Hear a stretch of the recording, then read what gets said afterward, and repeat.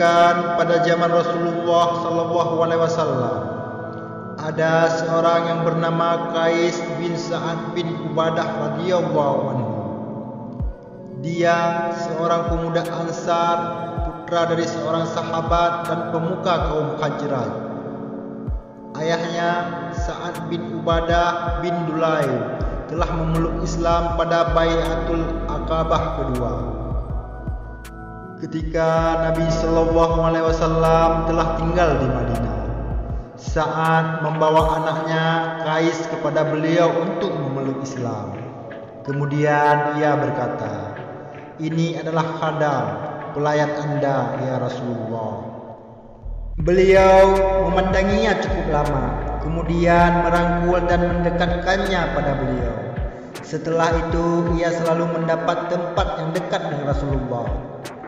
Anas bin Malik, seorang sahabat yang juga diserahkan ibunya Ummu Sulaim untuk menjadi pelayan Rasulullah SAW, berkata mengenai kedekatan Qais tersebut, kedudukan Qais bin Sa'ad di sisi Nabi SAW tak ubahnya seorang ajudan ataupun pengawal.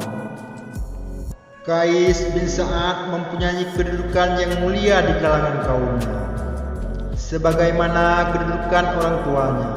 Dalam usia muda ia tidak seperti pemuda pada umumnya.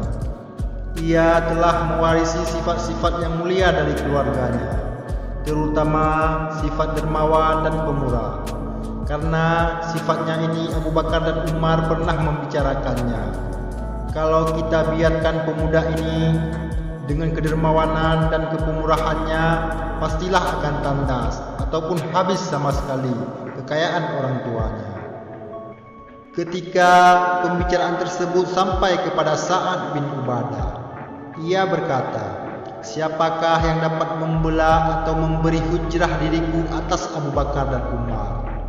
Diajarkannya anakku bersikap kikir dengan memakai namaku. Pernah Qais memberi pinjaman kepada temannya yang sedang kesulitan dalam jumlah cukup besar.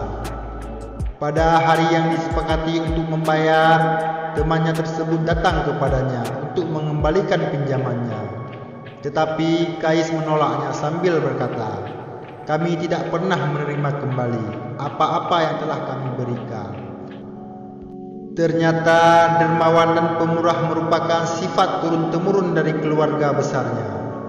Qais sendiri sejak kecil tinggal bersama kakek buyutnya, Dulaim bin Haritsah. Kakek buyutnya ini mempunyai kebiasaan menyuruh seseorang berdiri di tempat ketinggian dan memanggil orang-orang untuk makan siang bersama mereka.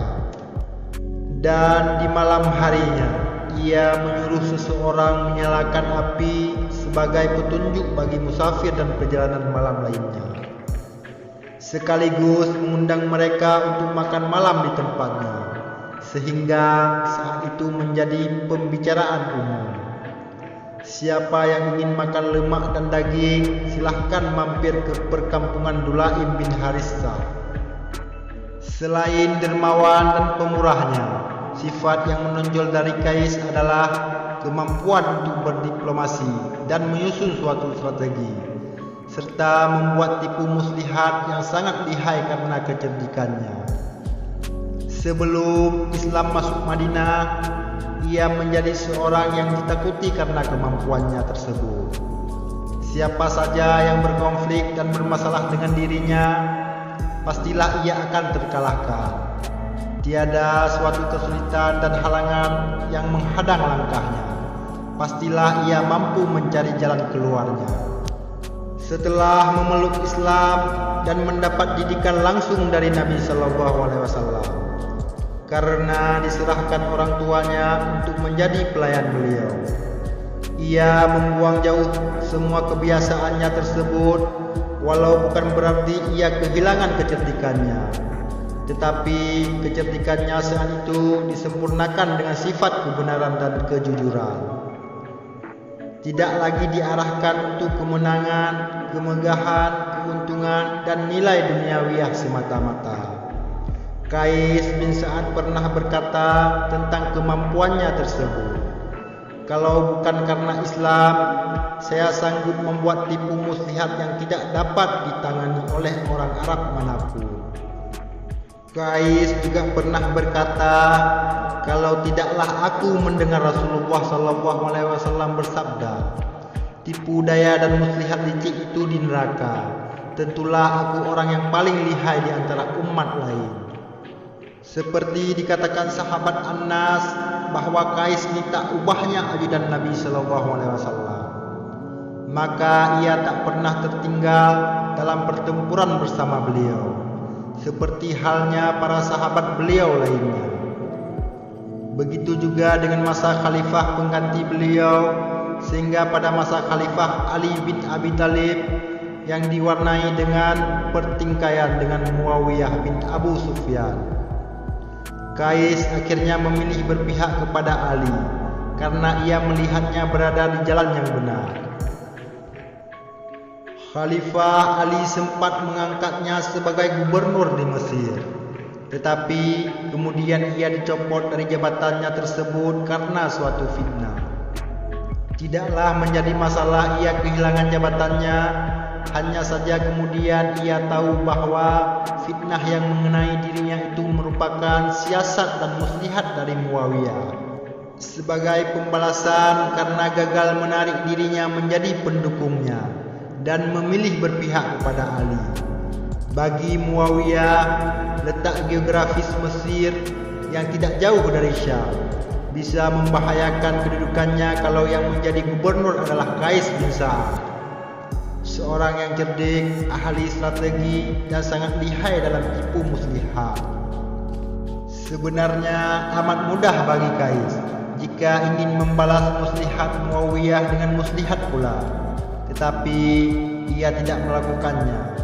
Ketika akhirnya pecah beberapa pertempuran, ia berdiri tegak membela Ali. Bahkan ia menjadi pembawa panji kaum Ansar yang berjuang dengan gagah, berani, tanpa takut mati.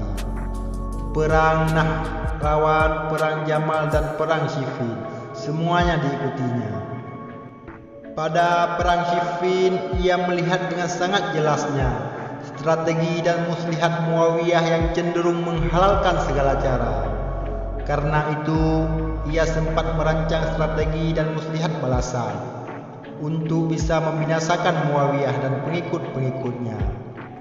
Ia berpikir bahwa semua itu dilakukannya untuk membela Ali yang memang berada di jalan kebenaran.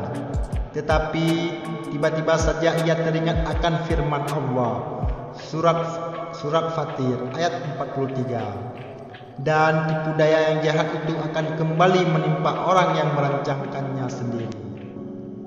Qais tersentak kaget dan seketika sadar. Dibatalkannya semua rencana yang telah disusunnya. Kemudian ia bertaubat mohon ampunan Allah.